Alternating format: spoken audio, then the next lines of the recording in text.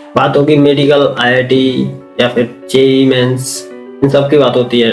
Locally हर इंसान इसी level पे बात करता है। अगर रियलिटी देखी जाए देश की, कई रूरल एरिया से कई जगह ऐसी हैं जहाँ अभी तक सही से एजुकेशन के नाम पर कुछ भी नहीं है। कोई बड़े ना इंस्टीट्यूट है, ना ही वहाँ के बच्चे भी है तो बहुत दूर वहाँ से पढ़ने जाते हैं। ये सब जानते हैं, बल्कि पूरी इंडिया के सारे नेता जानते हैं, सारे लोगों को सब पता है। बट कोई इम्प्लीमेंट इतना बड़ा स्तर पर कुछ भी नहीं हो रहा है। जहाँ बड़े बड़े आईआईएम्स हैं, बड़े बड़े सिटीज में हैं, बट लोकल में ऐसा कुछ भी बड़ा कोई इंस्टीट्यूट नहीं है जहाँ बच्चे आराम से शिक्षा ले सकें। वहीं लोकल कुछ गुंडे, कुछ लोकल के दादा, कोई नेता, जो उनके कॉलेज मिलेंगे, उन कॉलेजों में कोई एजुकेशन लेवल होता नहीं है, क्योंकि उनका मकसद ही नहीं होता है कि एजुकेशन देने का। उनका मकसद होता है केवल बिजनेस चलाने का।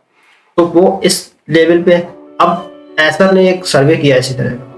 एसर ने सर्वे किया जिसमें बताया 35,000 स्टूडेंट्स का सर्वे किया गया। ये 14 से 18 साल तक के बच्चों को। एवरेज टोटल स्टूडेंट्स का रूरल एरिया में 14 से 18 साल के बच्चों का एवरेज एनरोलमेंट मिला 87%। 14 ईयर के जो बच्चे थे उनका 96% एनरोलमेंट था किसी न किसी इंस्टीट्यूट में, और 18 ईयर के जो बच्चे थे उनका जो एनरोलमेंट था वो केवल 70% था। मतलब इस लेवल का डाउनफॉल था बच्चों में, जो किसी न किसी रीजन से, किसी बेसिक अपने घर के रीजन से, या अपने कुछ स्थिति से, या फिर इकोनॉमिकली बैकग्राउंड की वजह से बच्चे नहीं एडमिशन ले पाए।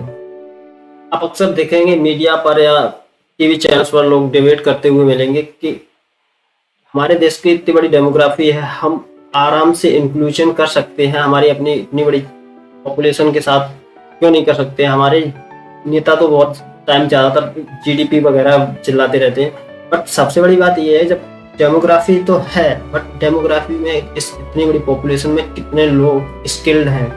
एक्चुअली जब कॉलेज ही आपके पास इतने लेवल के नहीं है, आईआईटी आईआईएम में इतना बड़ा कंपटीशन बना रखा है, उसके बाद में जो गवर्नमेंट जॉब की प्रिपरेशन करते हैं बच्चे, उनके लिए क्या है बाद में? कुछ भी नहीं मिलता भाई। बच्चे कहीं भी जाके 20,000 की 10,000 की जॉब करते जाते। कुछ बच्चे इंग्लिश पढ़ने में भी असमर्थ थे, जहाँ इंग्लिश पढ़ कुछ बच्चे 73% बच्चों ने इंग्लिश पढ़ लेते हैं, बट उनका उसका मतलब नहीं बता पाते हैं कि क्या इसका मतलब होगा। 3 डिजिट का नंबर कुछ बच्चों ने डिवाइड नहीं कर पाया। इतनी छोटी संख्या को एक सेकंड क्लास की एक बुक को 8th क्लास का स्टूडेंट सही से नहीं पढ़ पा रहा है। ये सर्वे सिर्फ रूरल एरिया में था, जहाँ पे बच्चों को इस स्तर का या जनरल उसकी अवेयरनेस का पता लगाने के लिए किया गया था। और इस सर्वे में पूरी तरह से इस बात का अनुमान लगाया जा सकता है, बताया जा सकता है कि जब जो बच्चा 8th क्लास का वो 2nd क्लास की बुक को सही से पढ़ नहीं पा रहा है, या 3 डिजिट के नंबर को डिवाइड नहीं कर पा रहा है, या फिर ये सारी समस्याएं इतनी बड़ी क्यों बन गई हैं। अभी चेंजिंग है, डिफरेंट है, इकोनॉमी की डिफरेंस इतना बड़ा बना दिया, उसके बाद में जो एजुकेशन में इतना बड़ा डिफरेंस है, टेक्नोलॉजी, स्किल, ये सारा डिफरेंस कितना बड़ा गैप बन जाएगा आज तो। क्योंकि अभी तक जो चल रहा था उसमें सब इतना बड़ा डिफरेंस था, बट ये डिफरेंस जो क्रिएट होगा कभी भी दुनिया के साथ कंपीट नहीं करने देगा इस देश को।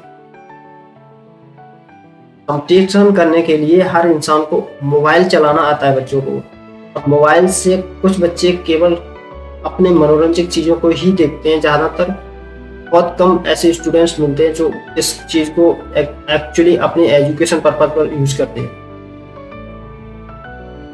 ये तो बात हुई एक साइड की, जहाँ बच्चों की कमियां बताई। हाँ, सर्वे ने बताया कि बच्चों में ये कमी है, बच्चे ये नहीं कर पा रहे हैं, या बच्चे ऐसा काम नहीं कर पा रहे हैं।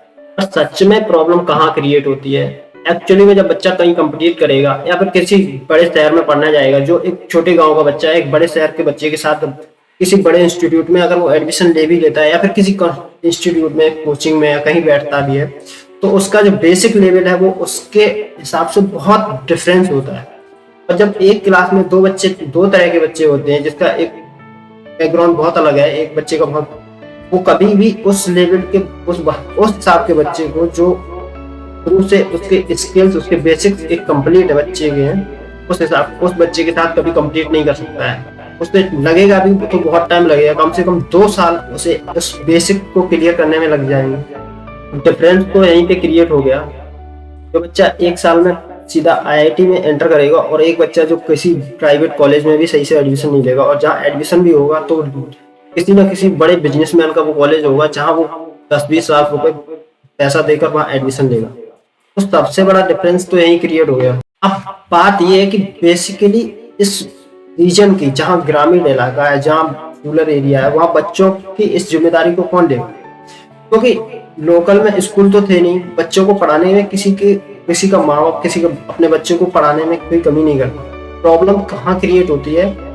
क्योंकि वहां कोई ऐसा कॉलेज ही नहीं है। उन सबकी स्थिति है कि वो कहाँ जाए, जाएंगे भी तो इकोनॉमिकली इतना स्ट्रांग नहीं होता कि वो बच्चे को कहीं भेज दे। जहाँ गवर्नमेंट बात करती है, सरकारें बात करती हैं, फिर तो पॉलिटिकल पार्टियां हैं वो कई 3 ट्रिलियन की, 5 ट्रिलियन की, मोदी जी इस शहर में नारा दे रहे हैं कि उस शहर में जाके, और लोगों को जाके, अरे यार मंदिर बना दिए, ठीक है, मंदिर से इकोनॉमी डेवलप होगी भाई, बच्चों का स्किल कहाँ है, बच्चों का भविष्य कहाँ है? इकोनॉमी यहाँ से डेवलप होगी इस मंदिर से। इस मंदिर से कितने दिन तक इकोनॉमी होगी?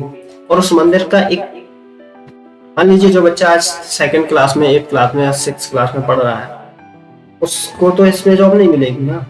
इकोनॉमी आज डेवलप होगी, आज के बच्चे के लिए 1000 तक यही नहीं चलता रहेगा। जितना फुटफॉल आज है ना राम मंदिर में, मान लो 3 लाख लोग बता रहे हैं कि हर दिन जाएंगे तो 1 करोड़ के ऊपर 1 महीने में होगा, बहुत बड़ा इकोनॉमिक बूस्ट मिलेगा।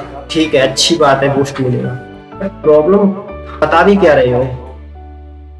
उस प्रोग्राम में जो स्किल लेवल बताया गया वो इतना बेसिक है, उससे कहीं कोई आज की जो कंपटीशन है वो कोई कंपनी या कोई भी बेसिक इंस्टीट्यूट उसको जॉब नहीं देगा कहीं। हाँ है, एक स्टेट में आपने बनवा दिया, वहां से सारे देश को या पूरे कंट्री को नहीं मिलेगा डेवलपमेंट। इतनी सारी कंपनियां भी आपके यहाँ नहीं आती है। कंपनियां आएंगी तो स्किल लेवल है नहीं बच्चों का, तो उसके लिए क्या सोचा है? एक प्रोग्राम चलाया गवर्नमेंट ने, NSDC करके, नेशनल करके। उस प्रोग्राम में मैंने देखा भाई, आप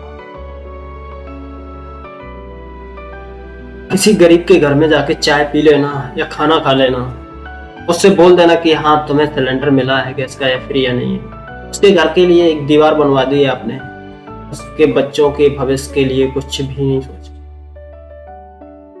उसकी रोजगारी अगर होती तो वो तुमसे क्यों ही सिलेंडर लेता और क्यों ही तुमसे घर बनवाता? 80 करोड़ आबादी को तुम फूड सब्सिडीज देते हो।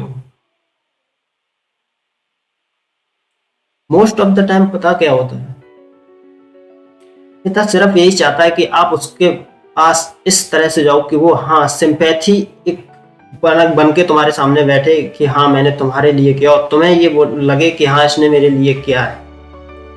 क्यों इस यूनिटली एक्चुअली तुम कभी ये नहीं, कोई रथ यात्रा निकलता है, कोई शोभा यात्रा निकलता है, कोई पैदल यात्रा निकलता है, कोई देश जोड़ो, कब टूटा है देश? तो जोड़ने की बात आ गई। रीजन कुछ और ही है, आप चाहते ही नहीं है रीजनेबल कि हाँ सच में एक इम्प्लीमेंट हो। इंक्लूजन की बात करेंगे, लोगों की प्रॉस्पेरिटी की बात करेंगे, कहीं ऐसा है नहीं है।